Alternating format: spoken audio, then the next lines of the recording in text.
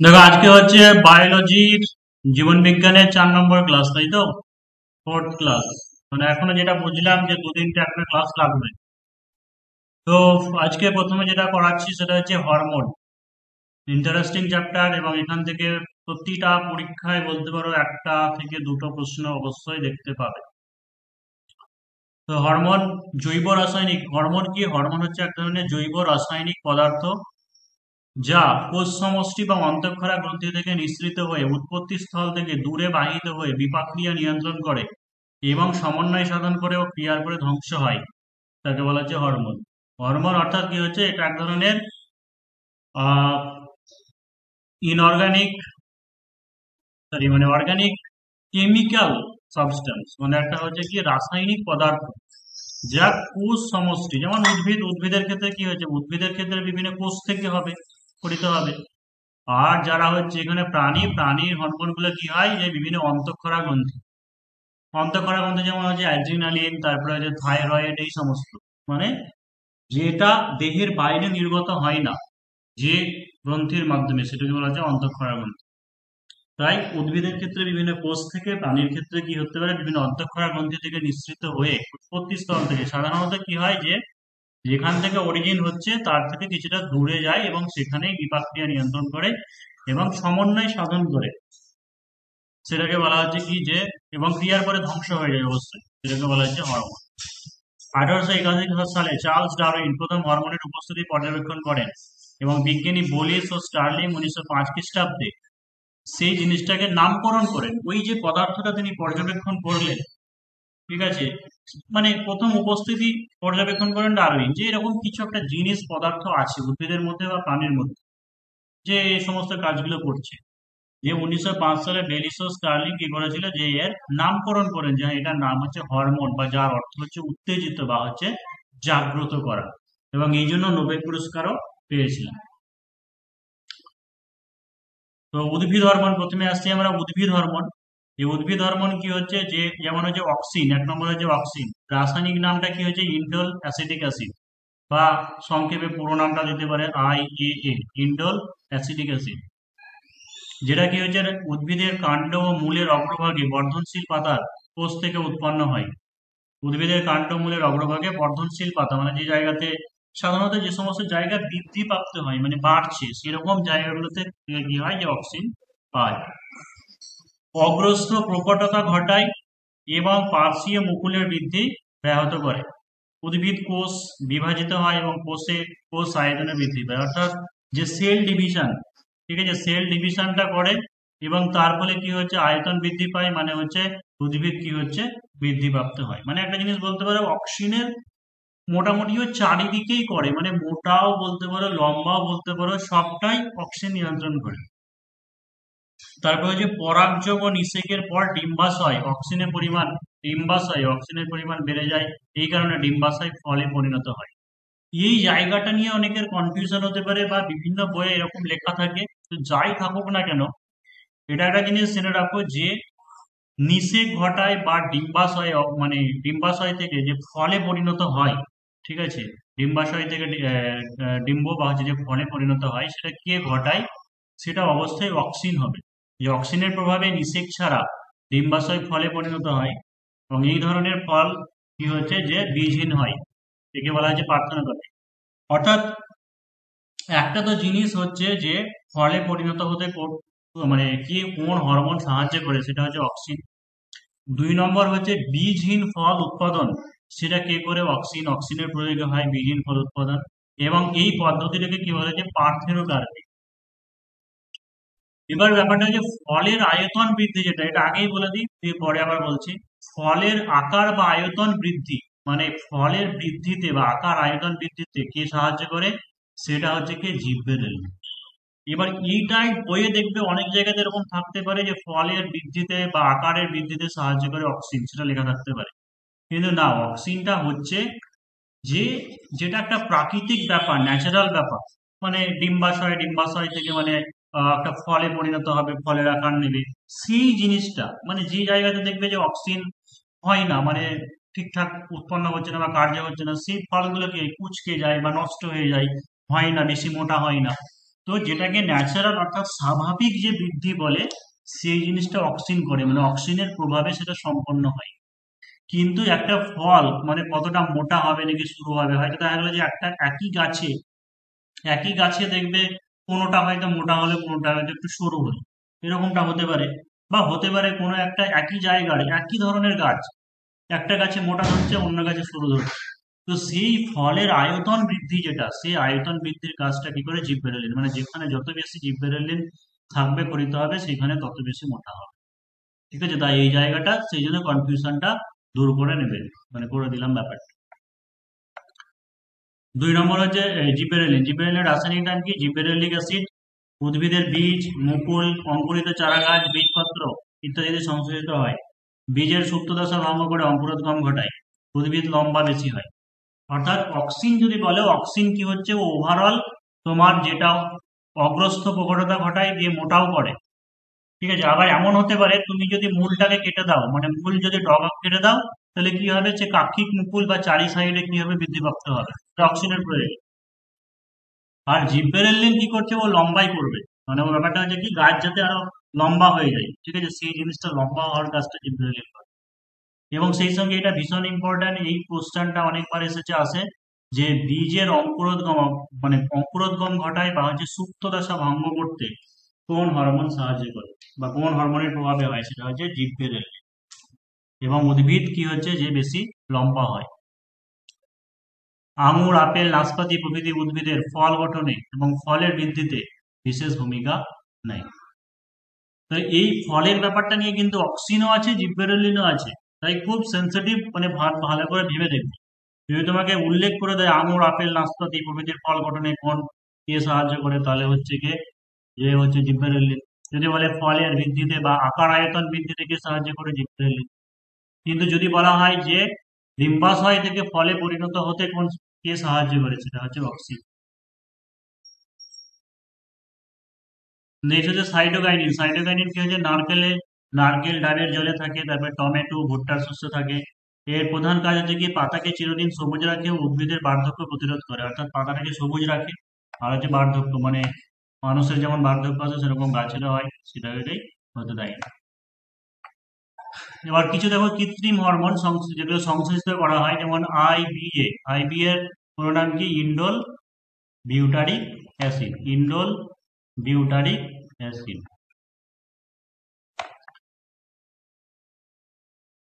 N A এর পুরো নাম কি? Naphthoxy acetic acid.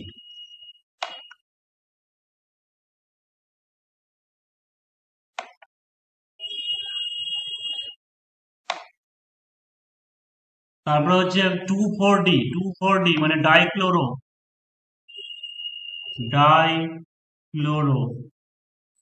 Phenoxy acetic acid. এই ডাইক্লোরোফেনক্সি অ্যাসিটিক অ্যাসিড এর প্রধান কাজটা কি, যে আগাছা দমন করে, আগাছা নাশক হিসাবে ব্যবহার করা হয়। এবার চলে আসো যে আচ্ছা, এখানে একটা জিনিস হচ্ছে ফ্লোরিজেন, এক প্রকার প্রকল্পিত হরমোন, মানে উৎপন্ন করা হয় কৃত্রিম, যেটা গাছের ফুল ফোটাতে সাহায্য করে। আর ইথিলিন এক ধরনের গ্যাসীয় হরমোন। ইথিলিন যেটা, সেটা এক ধরনের গ্যাসীয় হরমোন, মানে এটাও সংশ্লেষিত গ্যাসীয় হরমোন। সেটা কি করছে, যে হরমোন যা ফল পাকাতে সাহায্য করে। আর একটা হচ্ছে অ্যাবসিসিক অ্যাসিড বলে, সেটাও গ্যাসীয় হরমোন। ওটা খুব অল্প পরিমাণে পাওয়া যায়, অ্যাবসিসিক। এবার চলে আসো প্রাণী হরমোন। প্রাণী হরমোন কি হচ্ছে, যেমন অন্তঃক্ষরা গ্রন্থি হচ্ছে পিটুইটারি, তারপর হচ্ছে অ্যাড্রেনালিন। বহিঃক্ষরা গ্রন্থি কি? লালারস ঘর্মগ্রন্থি। অর্থাৎ হরমোন যেটা খরিত হয় সেটা কি অন্তঃক্ষরা গ্রন্থি থেকেই খরিত হয়। ঠিক আছে, মানে বাইরে, দেহের বাইরে নির্গত হয় না। তো সেই কারণে এটা বহিঃক্ষরা গ্রন্থি, তার বলে দিয়েছি, বহিঃক্ষরা গ্রন্থি লালারস, তারপরে ঘর্মগ্রন্থি, এগুলো যেমন কি লালারস দেহের বাইরে আসছে, ঘর্মগ্রন্থি ঘাম যেমন বাইরে দিয়ে বেরিয়ে আসে। তাই যে বহিঃক্ষরা মানে হচ্ছে যে গ্রন্থির মধ্য দিয়ে বর্জ্য পদার্থ বা কোনো কেমিক্যাল সেইগুলো দেহের বাইরে নির্গত হয় বা শরীরের বাইরে বেরোয়, সেটাকে বহিঃক্ষরা বলছে। আর অন্তঃক্ষরা মানে ভেতর দিয়ে, নালীর ভেতর দিয়ে যায়। তো অন্তঃক্ষরা গ্রন্থি, পিটুইটারি, অ্যাড্রিনালিন এইগুলোর মাধ্যমে বা অন্তঃক্ষরা গ্রন্থির মাধ্যমে কি হয়, হরমোনগুলো হয়। 1 মিনিট দাঁড়াও তো। আর মিশ্র গ্রন্থি দেখো, যে অগ্নাশয় মিশ্র গ্রন্থি, মানে এটা দুরকমই কাজ করে, একটা অন্তঃক্ষরা গ্রন্থির মতো করে, আবার বহিঃক্ষরা গ্রন্থির মতো করে। তো এবার চলে আসছি যে প্রাণী হরমোনে আমরা ঢুকে গেছি পিটুইটারি গ্রন্থি, ঠিক আছে, ভীষণ ইম্পর্টেন্ট। পিটুইটারি গ্রন্থি, পিটুইটারি গ্রন্থিকে কি বলা হয়? প্রভু গ্রন্থি বলা হয়। কেন? তার কারণ 10টির বেশি হরমোনের ক্ষরণকে নিয়ন্ত্রণ করে পিটুইটারি গ্রন্থি। পিটুইটারিকে আবার হাইপোথ্যালামাস নিয়ন্ত্রণ করে, অর্থাৎ আমাদের যে মধ্য মস্তিষ্ক আছে, ঠিক আছে, এই মধ্য মস্তিষ্কের মধ্যে এই জায়গাতে কি থাকে? হাইপোথ্যালামাস থাকে। এখানে আমরা যখন মস্তিষ্ক পড়বো তখন আবার পড়াবো হাইপোথ্যালামাস থাকে। তো এই হাইপোথ্যালামাস থেকে কোনো হরমোন সরাসরি খরিত হয় না, যেটা আমাদের অন্তঃক্ষরা গ্রন্থি পিটুইটারি, সেই পিটুইটারি থেকে কি হয়? আর অগ্র মস্তিষ্কে এখানে কি থাকে? যে পিটুইটারি গ্রন্থি থাকে, পিটুইটারি। তো এই পিটুইটারি থেকে 10টি বা তার বেশি হরমোন নিয়ন্ত্রিত হয়, বা হরমোনের ক্ষরণকে নিয়ন্ত্রণ করে পিটুইটারি। তো পিটুইটারিকে সেই জন্য কি বলা হয়? যে মাস্টার গ্ল্যান্ড বলা হয়, বা হচ্ছে প্রভুগ্রন্থি বলা হয়। মাস্টার গ্ল্যান্ড বা হচ্ছে প্রভুগ্রন্থি। কিন্তু এই পিটুইটারিকে আবার নিয়ন্ত্রণ করছে কি? হাইপোথ্যালামাস। এই কারণের জন্য কি হচ্ছে? হাইপোথ্যালামাসকে বলা হচ্ছে প্রভুর প্রভুগ্রন্থি, বা হচ্ছে master of master gland. Master of master gland. তাই পরীক্ষার সময় এটা খুব খেয়াল রাখবে যে প্রভুগ্রন্থি বলছে নাকি, প্রভুগ্রন্থি হলে পিটুইটারি, আর প্রভুর প্রভুগ্রন্থি বললে হাইপোথ্যালামাস। তাই পিটুইটারির অগ্রভাগ থেকে খরিত হয়, দেখো যে কোন কোন হরমোন গুলো, যেমন এসিটিএইচ। এসিটিএইচ পুরো নাম কি? Adreno Adreno corticotropic hormone. Adreno corticotropic hormone. এর প্রধান কাজ কি হচ্ছে? যে অ্যাড্রিনাল গ্রন্থির বৃদ্ধি নিয়ন্ত্রণ করে। জিএইচ, জিএইচ মানে হচ্ছে কি? Growth hormone. ওই একই নাম, মানে গ্রোথ হরমোন।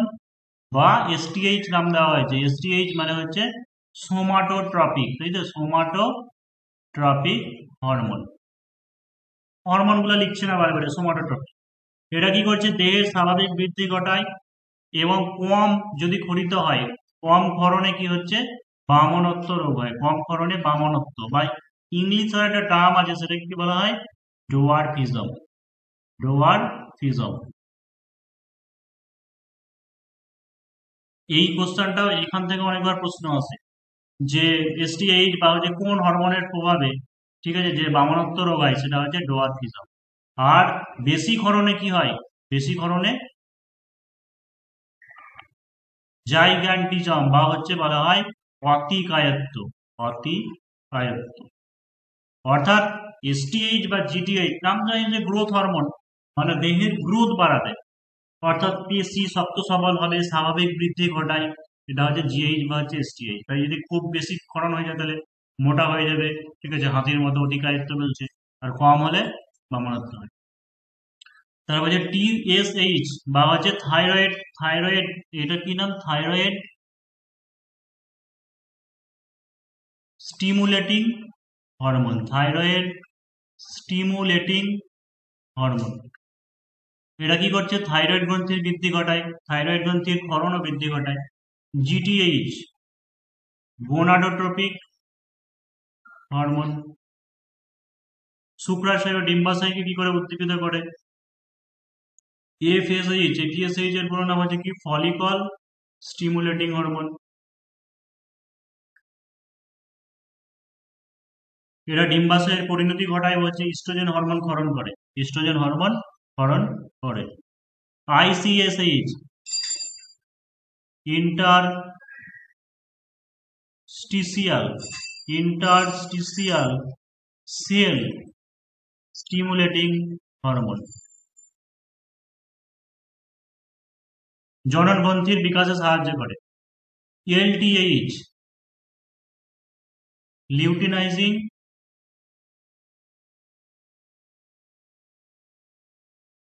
হরমোন। মাতৃদুগ্ধ ক্ষরণে সাহায্য করে।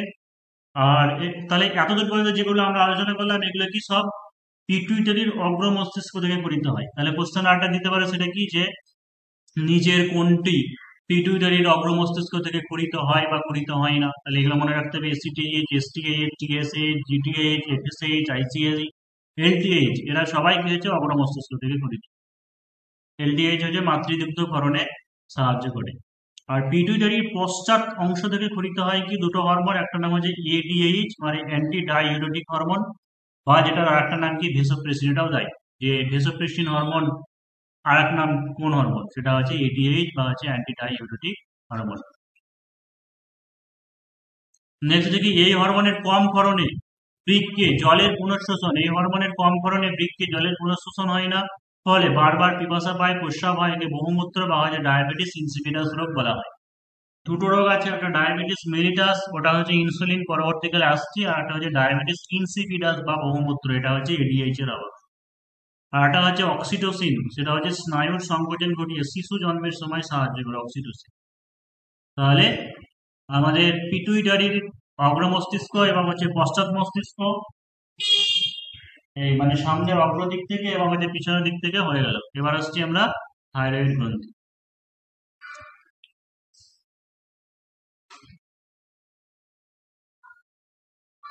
থাইরয়েড গ্রন্থি কি আছে, গ্রীবা দেশে, ঠিক আছে, গ্রীবা দেশে মানে হচ্ছে গলায়, ঠিক আছে, গলায় ল্যারিংস এর দুপাশে, মানে ভোকাল স্বর যেখানে বলি আমরা, মানে দেখবে কথা বলার সময় যেটা ওঠানামা করে, তো গ্রীবা দেশে ল্যারিংস এর নিচে ট্রাকিয়ার দুপাশে অবস্থিত থাইরয়েড গ্রন্থি, ঠিক আছে, সেখান থেকে নিঃসৃত হয় কি, যে থাইরক্সিন হরমোন।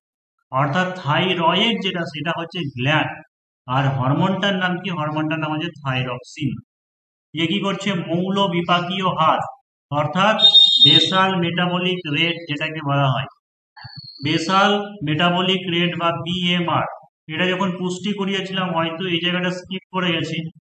এটা মানে কি, যে একজন সুস্থ স্বাভাবিক মানুষের খাদ্য গ্রহণের 15 থেকে 16 ঘন্টা পর তার স্বাভাবিক কার্য সম্পাদনা করার জন্য বা তার শারীরবৃত্তীয় কার্য সম্পাদনা করার জন্য যে পরিমাণ শক্তি দেহ থেকে উৎপন্ন হয় খাদ্য গ্রহণ করার পর, সেটাকেই বলা হচ্ছে কি, যে বেসাল মেটাবলিক রেট বা হচ্ছে মৌল বিপাকীয় হার।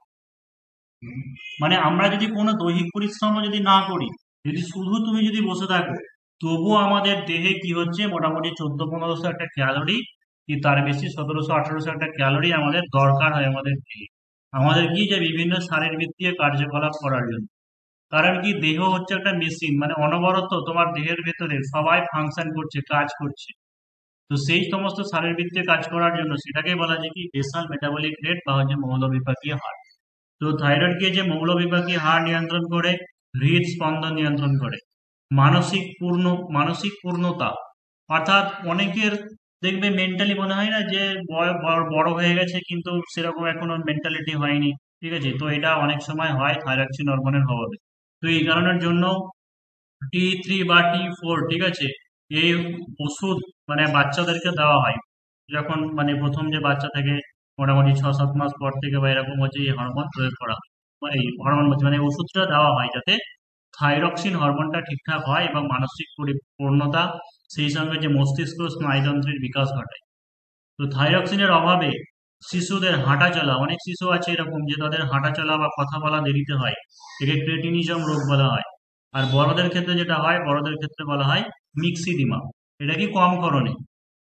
আর অধিক ক্ষরণে, বেশি ক্ষরণে কি হচ্ছে, গলগণ্ড বা হচ্ছে গয়টার রোগ হয়। বেশি ক্ষরণে গলার কাছটা দেখবে মোটা হয়ে যায়, কিনে হয়ে যায়, সেটাকে বলা হচ্ছে গলগণ্ড বা হচ্ছে গয়টার।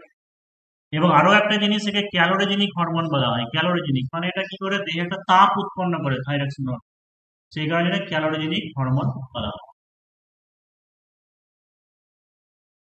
এবার চলে আসে অগ্নাশয়ের অন্তঃক্ষরা কোষ, অগ্নাশয়, অগ্নাশয়ের আইলেটস অফ ল্যাঙ্গার হ্যান্সের বিটা কোষ থেকে হচ্ছে ইনসুলিন, আলফা কোষ থেকে হচ্ছে গ্লুকাগন, আর ডেল্টা কোষ থেকে হচ্ছে সোমাটোট্রিপসিন।